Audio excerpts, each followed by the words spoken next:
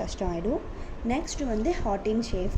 இதோட 2 எட்ஜும் எவ்வளோ ஷார்ப்பாக வருதுன்னு பாருங்கள். இப்போ இந்த மாதிரி ஒரு இடத்துலேருந்து ஸ்டார்ட் பண்ணலாம்.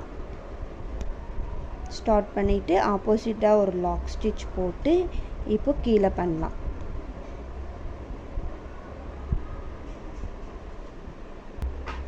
நார்மலாக செயின் ஸ்டிச் போடுங்க.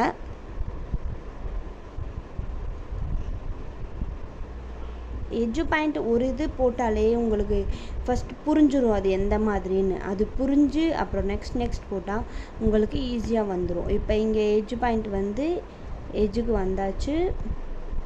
இதோட ஆப்போசிட் டைரெக்ஷனில் குட்டியாக லாக் ஸ்டிச் போட்டு திருப்புனா அந்த எட்ஜு ஷார்ப் ஆகிடும். ஹாட் இன் பொசிஷன் நமக்கு கிடச்சிரும்.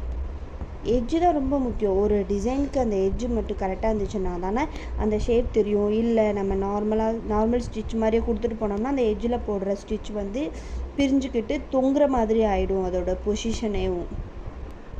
அதுக்காக தான் எட்ஜு ரொம்ப முக்கியமாக சொல்கிறோம். அதை ஒரு வீடியோவாக எடுத்து போட காரணம் இதுதான். எட்ஜு பாயிண்ட் ஒவ்வொன்றும் பர்ஃபெக்டாக தனித்தனியாக ப்ராக்டிஸ் கொடுக்கும்போது தான் நல்லாயிருக்கும். நானும் இந்த மாதிரி ப்ரீ ரெக்கார்டட் வீடியோ கிளாஸில் தான் பண்ணேன். ஆன்லைன் கிளாஸ் தான், ஆனால் நான் பே பண்ணி தான் பண்ணேன். எங்கள் மேமும் இந்த மாதிரி தான் வீடியோஸ் பண்ணி தான் சென்ட் பண்ணி விடுவாங்க. கேட்குற டவுட் கிளியர் பண்ணுவாங்க. அந்த மாதிரி தான். ஸோ அந்த வீடியோ ஒரு தடவை இல்லை, நான்லாம் 3 தடவை 4 தடவை பார்ப்பேன். ஃபஸ்ட்டு நான் என்ன பண்ணேன், ஃபுல்லாக பார்க்க பிடிக்காம நான் வந்து பாஸ் பண்ணி விட்டு நான் பண்ணேன். ஆனால் அந்த பாஸ் பண்ணாமல் பண்ணி பார்த்தா தான் அதுக்குள்ளே இருக்கிற ட்ரிக்கு, அந்த ஏதாவது ஒரு இடத்துல ஏதாவது ஒரு டிக் சொல்கிற மாதிரியே இருக்கும்.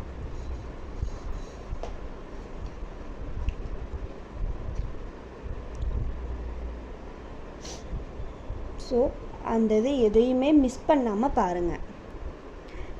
செயின் ஸ்டிச்சஸ் போட்டுட்ருக்கும்போது திடீர்னு ஏதாவது ஒன்று தோணும், ட்ரிக்கு இப்போ சொல்லலான்னு சொல்லியிருப்பாங்க.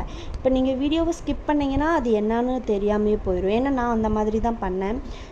புரியாமல் இருந்துச்சு. சரி 1 டைம் வீடியோவை ஃபுல்லாக பார்க்கலாமேன்னு பார்க்கும்போது தான் அந்த இடத்துல என்னன்னு சொல்லியிருந்தாங்க. இப்போ இந்த எட்ஜு பாயிண்ட்டுக்கு வந்துட்டு இந்த டைரெக்ஷனில் குட்டியாக லாக் ஸ்டிச் போடலாம். போட்டு திருப்பும்போது நமக்கு அங்கே ஷார்ப்னஸ் மாதிரி கிடச்சிரும். அவ்வளோதான். ஷார்ப்னஸ் ஒரு தடவை சொன்னாலே இதுதான். ஆனால் ஒவ்வொரு இதுக்கு புரியணுன்றதுக்காக தான் நான் இவ்வளோ ஷேப்ஸ் பண்ணியிருக்கேன். நீங்கள் இது மட்டும் இல்லை, உங்களுக்கு என்ன ஐடியா வருதோ அதை வச்சு நீங்கள் எவ்வளோ டிசைன் வேணால் போட்டு ப்ராக்டிஸ் பண்ணலாம்.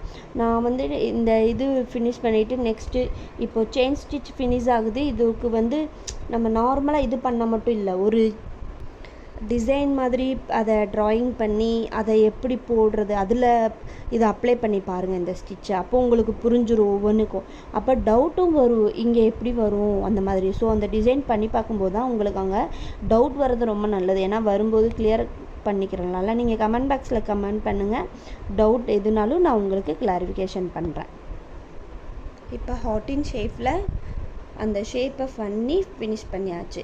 ஸோ எல்லாமே உங்களுக்கு தெரிஞ்ச மாதிரி ஒவ்வொரு ஷேப்புக்கும் நீங்கள் டிசைன் பண்ணி பாருங்கள்.